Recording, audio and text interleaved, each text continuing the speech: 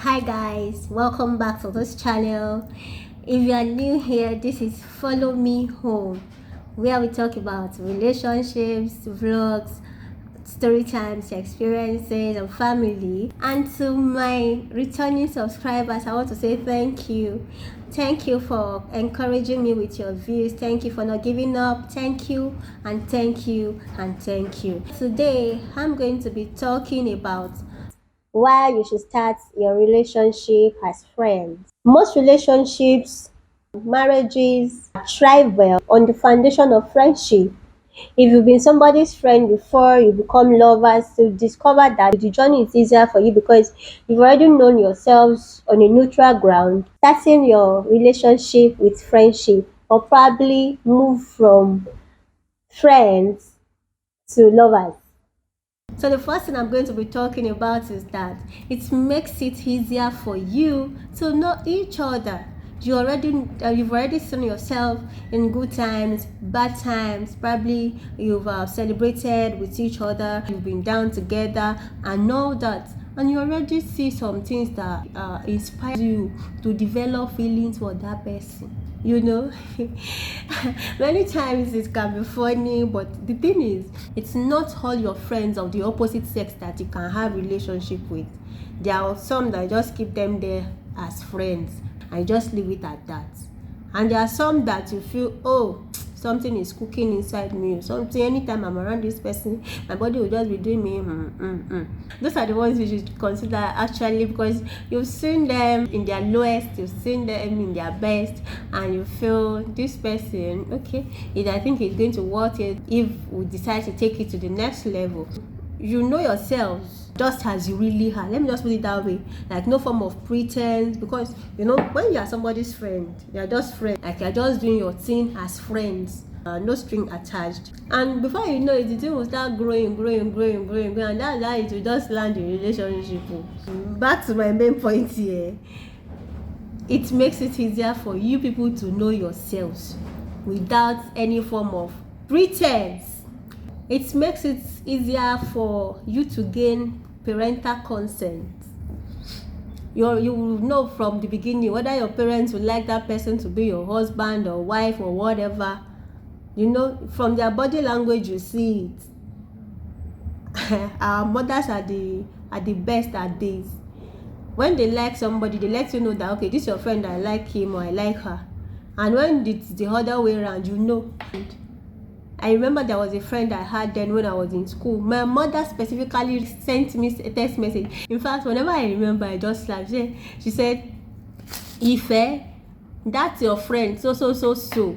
I don't want you to receive calls from him again or even send him message again. And I don't want to hear that you people are talking to each other for any reason whatsoever. Many times when I just remember, I just laughed at what was she thinking about. But then that's our parents for you. You already know. Like this, my husband now, the first time she saw him, the remarks she made me know that there is hope somewhere. That I wasn't thinking about it then. We're just friends, like brushing, fellowship brother now. And she said, Ife, ọ̀rẹ́ ni ara rẹ̀ balẹ̀ yeye. Let me say that way, like that your friend is so calm. As in just trying to give example anyway. So it makes it easier for you to know whether your parents will accept or not, so that you don't just spend all your energy on somebody that at the end of the day you take that person home and your parents will be like, no, it's not going to work. In the place of friendship, you would have sorted the idea of religion. You would have sorted tribal differences. Let's take for example now, my mother personally would not like me to marry somebody who is not a Yoruba person. Since she has her reasons. There are some tribes that their culture can be so dangerous. That aside, if I have somebody that is not a Yoruba person, from her body language, whenever she sees that person, I already know that this one is not going to work, even if it tells me tomorrow that he loves me. So those are the issues that would have been sorted out when you have somebody as your innocent friend that you are considering for relationship. The part of religion, let's take for example, I'm an Anglican now. If I have a friend who is not an Anglican, there is tendency that I have it at the back of my mind that it's not going to work. Right from onset, I've always loved to marry somebody from Anglican. Now, thank God that my husband is an Anglican, so the whole thing even made the journey easier. So those religious aspect of the whole thing, you must have sorted it in the place of friendship without stress. Okay, let's take for example now, you invite me to your church, and even from my body language, everybody is singing, I'm just doing meow meow. Everybody is listening to message. I'm like, there was a time I invited my friend to my church, as in a female friend. She was like, hey, how are you coping in this your church? But somebody like me, I'm already used to our doctrine. It doesn't mean that my doctrine is bad. Or probably I have a friend who is of another religion, probably traditional or Islam. From the place of friendship, we both will already know if I can go his way or if he can go my way. So there won't be any reason for thinking about it at all. We already know from onset that we are friends and we remain friends. So it makes a lot of things easier. And also, do you know that it makes it easy to set boundaries? You can easily set boundaries because before somebody asks you out, you're already that person's friend, and the person knows what you can take and what you cannot take. That person must have offended you like 1 or 2 occasions, and you should be aware of what that person's deal breaker is, or deal breakers are, whatever. So you already know. It's easier for the two of you to set your boundaries without stress. Another point to note is, when we talk about premarital sex, when you people start as friends, it's very easy to avoid premarital sex. And when we talk about compatibility, in this friendship to lovers palaver, you must have seen that you have similarities in your values as individuals, and it makes it easier for you to say, okay, fine, we are taking this relationship to the next level. We are not going to have premarital sex, and in fact, you are more of friends than lovers when you start your relationship from ordinary friends, and it even helps you to do things right.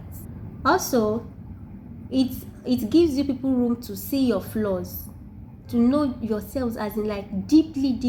You've seen that person just exactly the way the person is. Probably you've seen him or her in being sick, being sad, being happy, and all that. You're comfortable around each other. You are your best selves. You are your worst selves, and no element of pretense. You've seen each other through the darkest and the loveliest, and then you conclude whether to go for the person or not. You know what funny thing? I'm so interested in this topic because that was how I started with my husband. We were innocent friends for like 6 years, 2008 to 2014. Yes, we were just innocent friends. Got to a point we started getting closer like that before he actually came up with the idea of having a relationship with me. What am I saying in essence? You've seen each other in your good and bad times. You feel comfortable being around each other from the very start.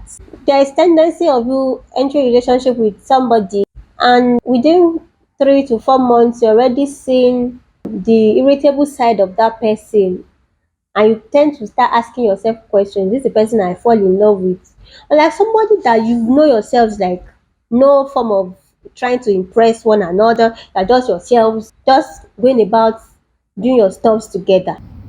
Let's assume that you've been friends for like 2-3 years. It's possible that you've offended each other on 1 or 2 occasions. You can tell what the person's attitude is to anger from those situations, and from there you conclude if it's something you can tolerate or not. You know if whether the person breaks plate or bottle when he or she is angry, or the person can put down a story building, and all those things. You already know. It's not that you are in a relationship and you don't even fight at all. It is a lie. If you are in a relationship and you never fought before, you are deceiving yourselves.